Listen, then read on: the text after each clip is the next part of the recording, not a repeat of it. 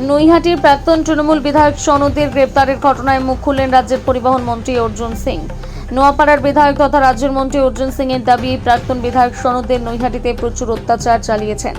যখন ক্ষমতায় ছিলেন এমনকি তিনি কোটি কোটি টাকার সম্পত্তি করেছেন। এই সনদে এক প্রকার দুষ্কৃতী ছিলেন বলেও তার দাবি।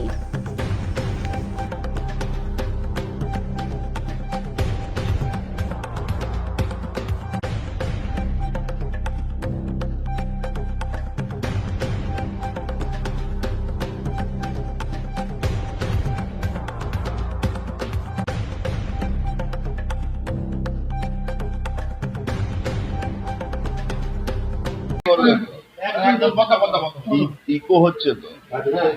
প্রাক্তন তৃণমূল বিধায়ক গ্রেপ্তার সাহায্য তার বিরুদ্ধে অভিযোগ প্রভাবাদী তৃণমূলের বিধায়ক হিসাবে কম ওকে একটা তোলাবাজ, অত্যাচারী, গুন্ডা, মানুষের সম্পত্তি লুট করা, এর হিসাবে মানুষ ওকে বেশি জানতো। ও তো বাই ইলেকশনে সেই দিনই, আপনি জানেন, যেদিন বাই ইলেকশনে জিতেছিল সেই দিনই জওয়াহরলাল থানার সামনে একজন বিজেপি কর্মীকে খুন হয়েছিল। তো সনদ দে একটা অ্যাবসলুট ক্রিমিনাল।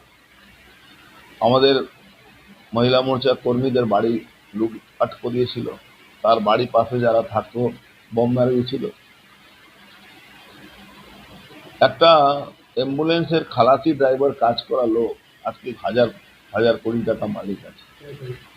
বীরভূম, এদিকে বসিরহাট, ওর যত গাড়ি আছে, জেসিবি থেকে নিয়ে যত মানে সরঞ্জাম আছে, যতগুলো আপনি দেখে অবাক হয়ে যাবেন।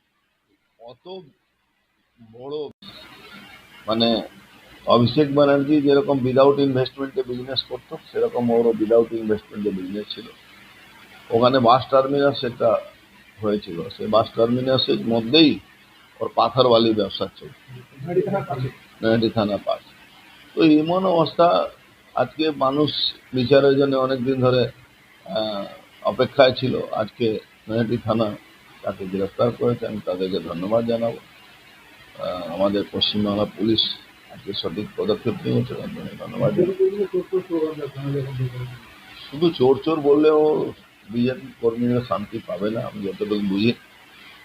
ওর সঠিক ওষুধ দেওয়া দরকার আছে।